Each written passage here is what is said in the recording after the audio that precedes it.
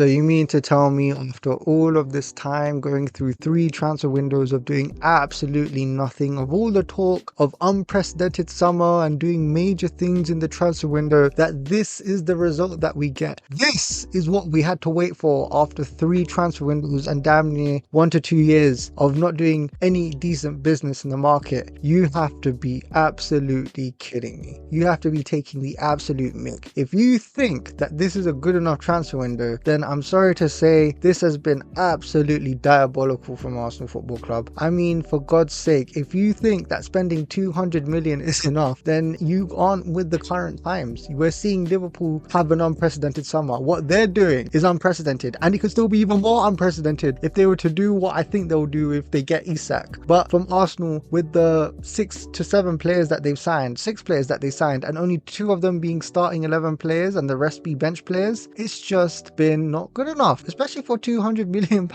and especially with one of those signings that was announced in the previous January transfer window. So I'm not even going to count that 100% because that was a done deal from way back then. But this transfer window has been nothing short of underwhelming, underachieving, and with the players that Arsenal are potentially going to miss, it's just not been good enough. Zubimendi, Gyökeres, fine. I'm happy with Gyökeres coming to the club. I think that's the one player that everyone's like, yeah, that's good. And especially with Zubimendi, because he's a high sought out player throughout Europe and regarded as one of the best passers. But with Mosquera, bench player, Nørgaard, bench player, Kepa, Chelsea reject, and Madueke, another Chelsea reject. A guy that was bought for 52 million and expected to be pretty much on the bench. That's what people expect him to be, but he's not. He's going to be starting very soon. Don't worry. With the form that Martinelli and possibly Trossard and the rest of those guys are doing, I wouldn't be surprised if Madueke does start, and people are hoping and praying that he does some magic, or I don't know, find some sort of next potential that no one else has ever seen before. But guys, we live in the real world and we have to call out things for what he is.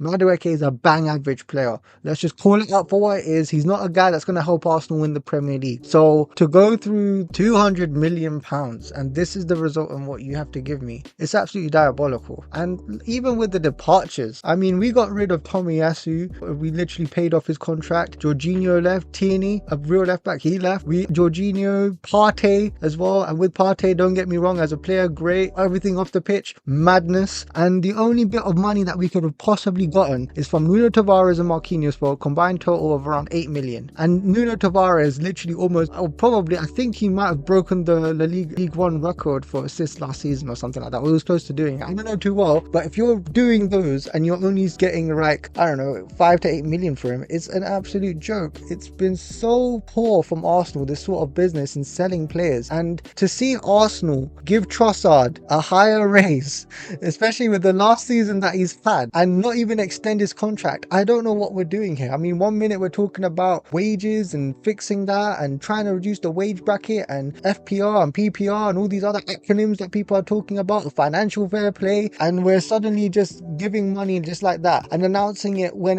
Eze is on the way to Tottenham Hotspur, a guy that could literally solve so many problems for Arsenal in terms of low blocks, in terms of being an attacking midfielder or left wing or whatever, a guy that will fight for the shirt. We're letting him go to Tottenham Hotspur. Yeah, I'm not convinced by this transfer window one bit, and it's down to Arsenal and Arteta and Berta and all these other guys to somehow make this work, because enough is enough. We've waited for so many seasons, we've waited for so much time for them to somehow make it right and make their team and buy their own players and play their own formations and their tactics and their systems and all this other rubbish. It's time for results. We need results now. Now great, we beat Manchester United at Old Trafford. We have a great top 6 record, but this should be the season unequivocally that we go for the title. None of this, oh, we need to get more points. No, the language needs to be, we are going for the title, we're going to win it this season, and it's not even going to be close. That's the sort of language I need to hear. Like Arsene Wenger said all those years ago, we're going to go this season unbeaten. I need something like that from Mikel Arteta. I need some confidence from him. And to be honest with you, I don't want to hear any more excuses, whether it's the Premier League or the Champions League or something like that. After 5 to 6 seasons, we Arsenal fans have been very, very fair. The Cronkies especially have given a lot of money. There needs to be results now. And to be honest with you, especially with the departures, I mean, we can't even get rid of like Zinchenko or Reece Nelson because they're both on 150k a week. It's a joke. Honestly, it's just madness. And the unprecedented summer that has been, it's been very precedented, because out of the 6 signings that we've signed, 2 of them are starters, the rest are bench players. So yeah, very unprecedented. Meanwhile, let's look at Liverpool. They got Wirtz, Gyökeres, Frimpong, Frimpong, they got Ekitike, who's a decent striker, and they could potentially be getting Isak. And I know I'm probably forgetting a name here and there.